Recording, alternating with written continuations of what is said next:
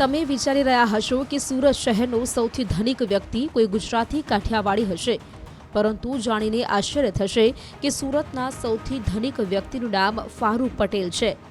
Farooq Patel solar પેનલના ઉદ્યોગથી જાણીતા છે. માત્ર 700 રૂપિયાની મજૂરી કરનારા ફારૂક પટેલ આજે 20,000 કરોડની કંપનીના માલિક છે.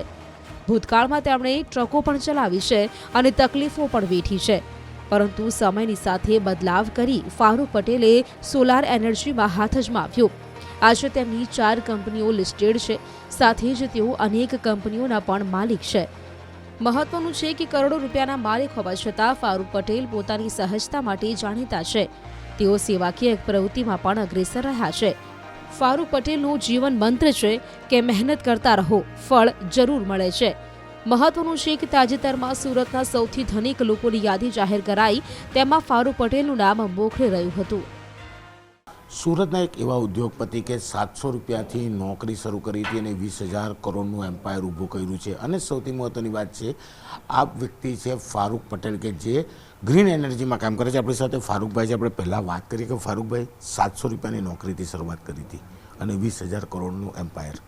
કેટલો સંઘર્ષ તમે સમજી શકો છો કે 700 રૂપિયાથી 20,000 કરોડ રૂપિયા સુધી જવું એટલે સંઘર્ષ સિવાય બીજું હોય ના કંઈ.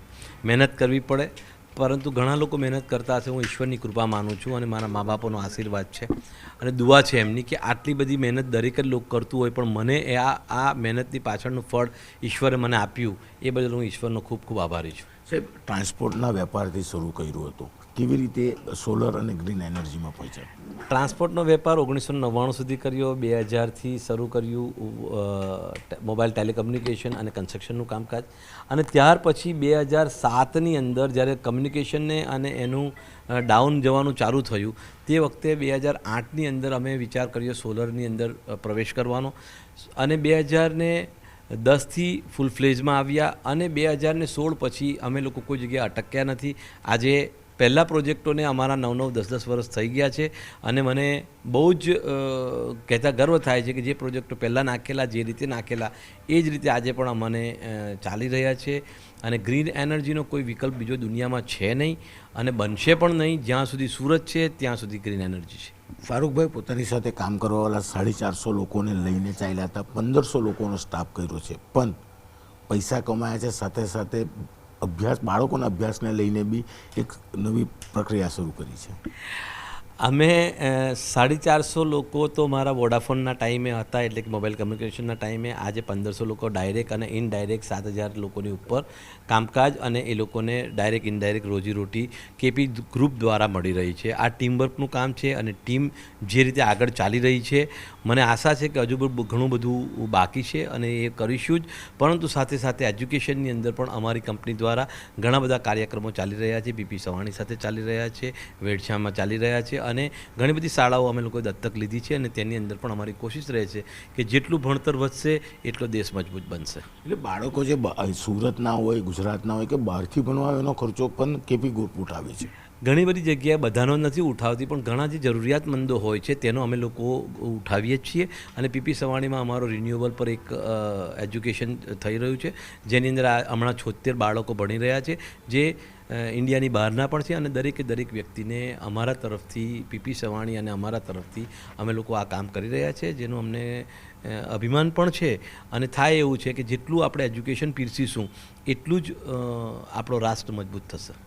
છેલ્લો સવાલ, ફારૂકભાઈ 20,000 કરોડની કંપની સ્થાપી, એજ્યુકેશન આપે છે જેનાથી દેશ આગળ વધે. હવે આગળ શું? આનો કોઈ અંત નથી, કેમ કે રિન્યુએબલ એનર્જીનો મેં તમને કીધું એ રીતે કોઈ અંત નથી. એવી રીતે બીજું આગળમાં મારી જે નેક્સ્ટ પેઢી છે તેને આ જ શિક્ષાની સાથે અમે આગળ વધારી રહ્યા છે કે તમે પણ પ્રિન્સિપલ, કેપીનો પ્રિન્સિપલ જો ટુ ગીવ એટલે કે આપવું, જે પણ હશે અમારી પાસે તે અમે દુનિયાને આપતા રહીશું, એની સાથે અને સારું આપતા રહીશું કે જેના કારણે હ્યુમનને કોઈ દિવસ નુકસાન ન થાય. બિલકુલ. આ હતા ફારૂકભાઈ પટેલ. તેમનું કહેવું છે કે 700 રૂપિયાથી શરૂ કરેલું એમનું કામ 20,000 કરોડ પર પહોંચ્યું છે, પણ એના માટે એજ્યુકેશન જરૂર છે, અને એજ્યુકેશન વધશે તો કદાચ કોઈકનું પરિવાર સાથે દેશ પણ આગળ વધશે, જેને લઈને એજ્યુકેશનમાં તો મદદ કરી રહ્યા છે. પણ જે ગ્રીન એનર્જી છે, કહી શકાય સોલર છે, કે જેમાં આ ઉદ્યોગ એવો છે કે જેમાં નફો વધશે પણ કદાચ કહી શકાય કે ધંધાનો અંત નહીં આવે. એટલે કે આવનારી પેઢીને આ સૌથી જરૂરી શીખ ચોક્કસપણે આપી રહ્યા છે. કેમેરામેન જીગર ગોયલ સાથે કીર્તેશ પટેલ, ન્યૂઝ 18 ગુજરાતી, સુરત.